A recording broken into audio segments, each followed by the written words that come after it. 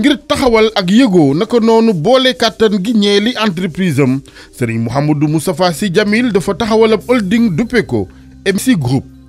Group bi nag di yëngu ci fànn yu bari yu mel ni wàllu transport wàllu mine ak carrière wàllu mbay wàllu hydrocarbure di pétrole ak lépp lu xeetu ak moom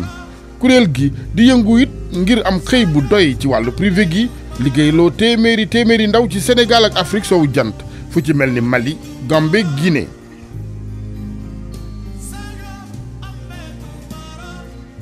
ca diwaanu Thiès ak nag ni fa askan wi dugalee loxoom bu baax ci lépp luy jëmmal ay projet am rawatina fu ci mel ni Ngunjaan ak Xombal surtout Seydi Hadji Malick Sy bi radiyallahu taala anhu di doomi Serigne Mansour Sy borom daara ji Moustapha Sy Djamil taxaw ngir delloo njukkeel askan woowee taxaw di leen jàppale ci lépp luy gënal seenu nekkin ak dundin rawatina ci wàllu wér-gu-yaram njàng environnement ba ci biir Makka. ci kaw kon waree fam ci askan wi ñeeli entreprise am di wàllu responsabilité sociétale d'entreprise le groupe bi taxawalee tëralin wu jëm ci taxawu askan wi dëkkee fa wër ay entreprise am ci wàllu mine ak carrière ci noonee la Serigne Mouhamadou Moustapha Sy Djamil tabaxee boole ci ay jumtukaay ca Sewexaay commune Ngoundiane ca diwaanu Thiès bërëb bu paje di centre de santé bu mësul am ca gox ba boobee centre de santé am na fa maternité ab infirmerie ab salle d'urgence dëkkuwaay ngir ña fay liggéeyee rax ci dolli ambulance médicalisée muy nag mbégte gu rëy ci chef de village bi. Sewexaay ci commune Ngoundiane la nekk mooy entrée Ngoundiane yàgg na dëkk bu yàgg la yaakaar naa am na ñetti téeméeri at yu tegal. tumuranke woon na lool ci wàllu poste santé ndax case moo fi nekkoon te dañ daan jóge fii di dem fu mel ni Cenaba wala ñu jóge fii dem fu mel ni Xombal wala ñu jóge fii dem fu mel ni Ngoundiane te boobaa da ngay jël saret boobu oto yombul nii da ngay jël saret fu ne nga daw aw fa ndax itam bari na sax ñoo xam ne dañ naan faatu ci yoon wi wala ñuy am doom wax dëgg yàlla di faatu ñuy faatu ci yoon wi ci yoon wi loolu lu metti woon la ba nga xamante ni fi mu toll lii population bi bañ ko tàmbalee léegi chaque jour ñu ngi ciy wax kañ lay àgg ba yàlla indi ko ci lii Djamil itam mos cee tegg ba mu tàmbalee ak léegi mos cee teggi loxoom mi ngi kii à tout moment loolu ñun ñu rafetlu ko depuis boobu mu ñëw itam ne du ma fii bi indi benn entrepreneur yéen dëkk bi maçon yi nekk ci dëkk bi yéen a koy liggéey bëggul itam kenn def ci dërëm ku dul moom loolu ñun dañ cee bëgg vraiment suñu mbégte fa mu àgg sax ak population bi seen mbégte fa mu àgg ñun mun ñu koo mesurer ndax ku ma ci taseel li muy ñaanal Djamil ci xolam la koy tibbee vraiment ci xolam la koy tibbee kontaan nañ trop ci moom. Moustapha Sy Djamil la mu saxoo mooy saa su ne di ne ci biir askan wi xam na nuy dundee ak la cay jafe-jafe ngir indi cay saafara ci sutura gu mat sëkk di ko soxna Jaxate Gueye fàttale moom soxna si xamee ci njëlbeeni projet yi ak sëñ Moustapha Sy Djamil seede ne lépp ci sutura gu mat sëkk la koy defee. bi nga def xamee ni yàlla def nañu defal ko may ko carrière bi defal ko délibération bi bari na njariñ yoo xam ne jur na ko avant muy def lii njariñ yi mu njëkk a jur rek mooy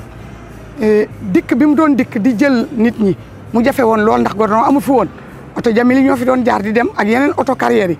mais moom moo njëkk a nekk ko ki nekk yóbbaale jigéen ñi ñu dem wàllu ji Ngoundiane dem dugg marché faju ji Ngoundiane dellu si waat Djamil bokk na ci njëkk a def loolu. beneen bi ci des mooy Djamil dafa ñëw njëkk a dugal loxoom ci éducation maanaam jàppale jàngalekat yi ci wàllu kaye waaye jàppale tamit jàngalekat yi ci wàllu tabax ay salle de classe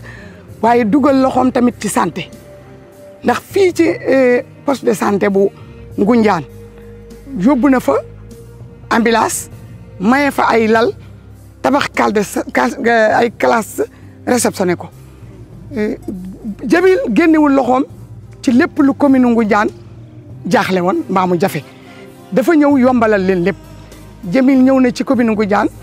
lépp luy nit ku feebar Djamil yëg ko otoom jël na la yóbbu la Dakar wala Thiès wala Xombal Djamil def na loolu Djamil jël na ay nit di leen jëndal ay ordonnance Djamil def na loolu fii ci dëkk bi waaw di leen jëndal ay ordonnance Djamil def na ko kon Djamil loxoom ni mu ko dugalee ci santé du dafa ndig ba war a tabax poste de santé soog a dugal dafa jëkk a dugal loxoom ci santé ba mu saf sàpp ci ñun moo tax bu defee lii ñun bettuñu ñëpp rafetlu nañ ko ndax doomu sëriñ la nag mënoon naa toog rek di laaj addiya Djamil da doon sol kap ak jiin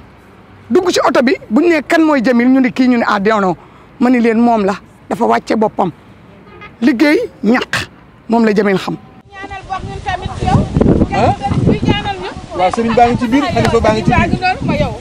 ñaanal ñu rek. déedéet xalifa bi ma nga ci biir ma nga ci kër ga. bu mag bu ndaw beeg bu mag bu yëpp benn la. xam nga ni ñoom xamuñ nga man xam naa la xam ne naa la. ñaanal ñu rek waay si Malick. ay waay ñaanal ñoom moom xamul woon man xam ne naa bismillah.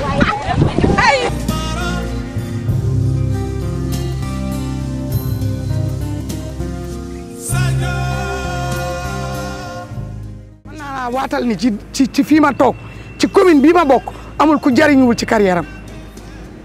nit bëgg naa tabax sax amul xeer mu dem ci Jamil mu may ko xeer nit bëgg naa tabax amul ciment mu dem ci Jamil mu may ko ciment kon Jamil desee lu ju dara. ca Ngoundiane Moustapha Sy Jamil tabax na fa ñaari classe yu juróom-ñaar fukki ndongoy jànge ci lu dul sori seeni waajur def fa it ay table banc maître ba fay jàngale rafetlu ko ak entreprise beeg taxawaay ga ci wàllu wér-gu-yaram ak njàngum askan wi nga xam ne mooy suqalim réew rawatina dëkki kaw yi. avant ñuy may ñaari salle de classe yi nga xamante ne Jamil moo ko maye école bi mu ngi woon ci situation bu métti xam ngeen effectif yi nekk ci milieu rural da ngay effectif yoo xamante ne des fois day jéggi dayo ñu manqué woon ay table banc loolu moo taxoon mais bu ñu recevoir ñaari salle yi nga xamante ne Jamil moo ko may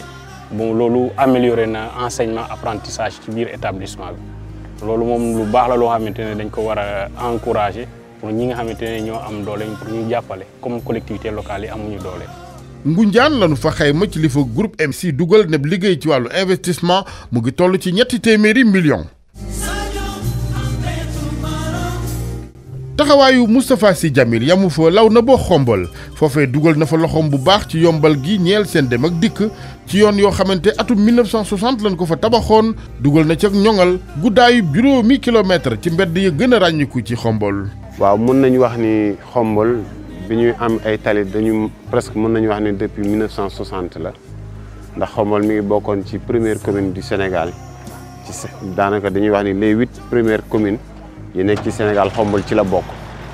kon bi ñu demee bu 1960 yàlla dogal ki ñuy wax Fiacre Coly docteur Fiacre Coly nekk maire xombal Mamadou Dia doon ko jàppale président du conseil di ko jàppale vraiment ci lañ demoon ba amoon lii nga xam ne moom lañ am ci ay tali ñu am ko ci biir xombal depuis lors tali amaatul xombal depuis boobu ba léegi tali amaatul kon bu ñu waxee ne depuis 1960 ba léegi tali yi fi nekkoon moo fi nekk yaakaar naa kon yàquteg tali yi kenn du ko mën a xayma nit ñi buñ jaaree ci biir dëkk bi fenn fu ne boo xoolee di nga xam ni fii ay tali yu bees nekk fii ay tali yu yàgg ñoo fi nekk loolu moo tax vraiment di nekkoon projet bu rëy boo xam ne ni xombal mi ngi ko doon séntu xëy na yàlla dogal na fii tey ci Serigne Jamil ñu koy ñaanal mu yàgg fi loolu te wér ci moom la ko yàlla dogale pour mu réussir. wàllu fàggandiku ak kaaraange it nekk ci xolob taxawu Moustapha Sy Jamil jëmee ci waa xombal dugal loxoom bu baax ci ñoŋalu caserne sapeur pompier ya baaxee leen ambulance bu bees tàq defaraat dalub caserne ba nga xam ne ay jafe-jafe la dëkk woon jamonoy nawet adjudant sapeur pompier yi bëgg ca lool. avant muy ñëw boobu fekk na moyen roulant yi xaw nañu màggat donc bu indee ambulance boobu vraiment dafay participer ci développement xombal ndax aussi dina permettre non seulement du xombal mais li wër xombal yëpp muy Ngoundiane muy Thiénaba muy Toubatoul lu fa xew ci diggante bi ambulance bi dina mën a dem foofa jël victime boobu indi ko hôpital ci li nga xam ne lu mucc ayib. cours bi day taa ambulance aussi bi nga xam ne moom la ñuy ñëw dafay apporter un plus ci suñuy intervention parce que doon na xaw a yéex ndax léeg-léeg ñu amoon intervention benn ambulance la ñu am Ngoundiane am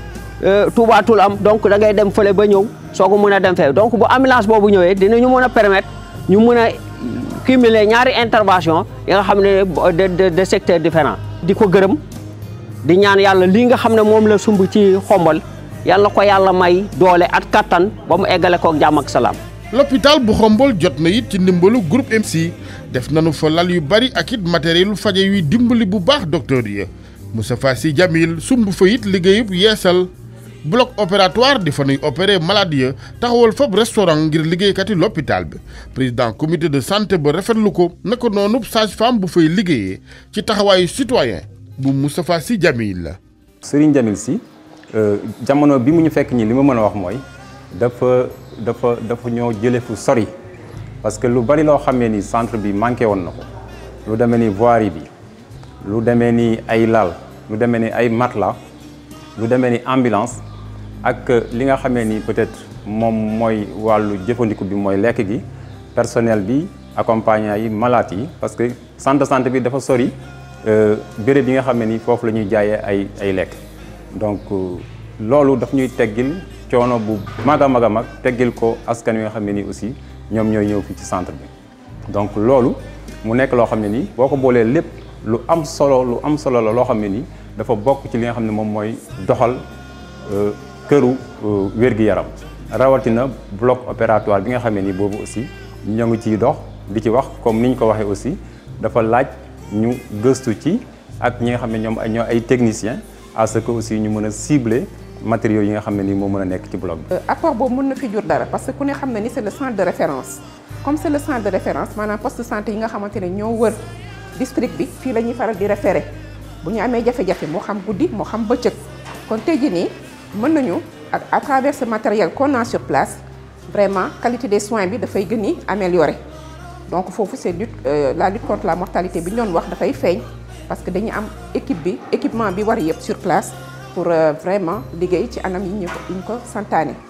sëgi xombalit kenn demul ñu des ndax nag màggetoon na lool waaye miir bu ko wër defaraat nanu ko joxaat bërëb ba war ma gi ci war.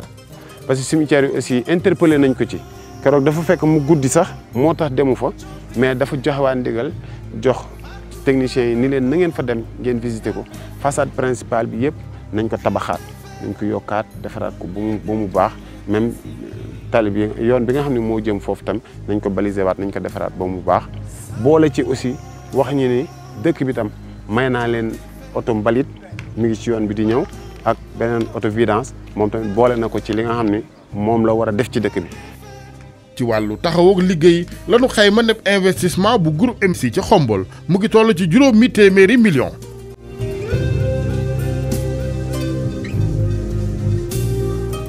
ba ca diwaan gu tedd gi di Tivaouane Moustapha Sy Djamil yóbbu na fa taxawaayu RSE di responsabilité sociétale d'entreprise ak ca daara ji di collège Serigne Mansour Sy bi nu tuddee baayam ju tedd ji dugal na fa loxoom ci jumtukaayu salle des professeurs ak tabaxu juróom-ñetti classe yeneen.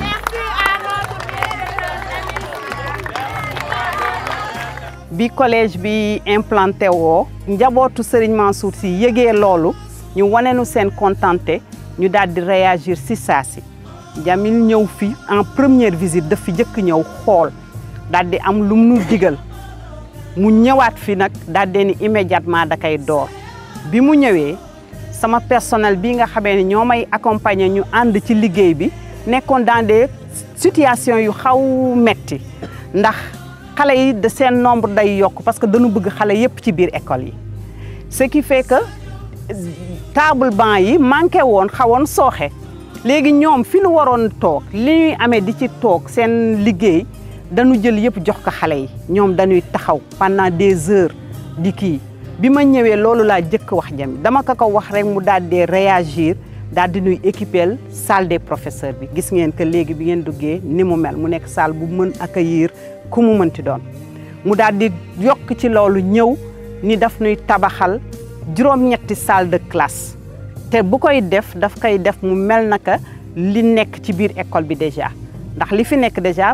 patrimoine bu nu tabax la tabax bu macha allah mu ni bu neexee yàlla lu ko rombul lu bu deful lu ko romb du def lu ko yées ñu daal di ñëw foog ni sax lu ñuy différer la dina ñëw plus tard waaye dafa ni si saa si lan koy daal di door te ni mu ko waxee woon ni noonu la amee déjà matériel beeg lépp ñëw na sunu xel dal na xam nañ ni door nañ ko te dinañ ko yeggale incha allah di ñaan yàlla ñun ñëpp ñu fekk que pour le bénéfice de ces apprenants là. Tivaouane liggéey bi nepp investissement ñeel groupe MC ñu ngi ko fa xayma ci ñaari téeméeri millions Moustapha Sy Djamil ñu mës ko xamee sutura ak làqu ci lépp luy ay yëngoom di rek dëggal kàddu yi ku tedd ki Serigne Cheikh Ahmed Tidiane Sy Al Maktoum mi daan wax ne donn sa baay donn sa jamono ko gën askan wi it delloo ko lool cofeelam ak yërmande gi ñuy rek ñaan sunu borom jàppale ko ci lépp luy liggéeyam ngir mu mën di taxaw bu baax askan wi di askan wu ko soxla lool.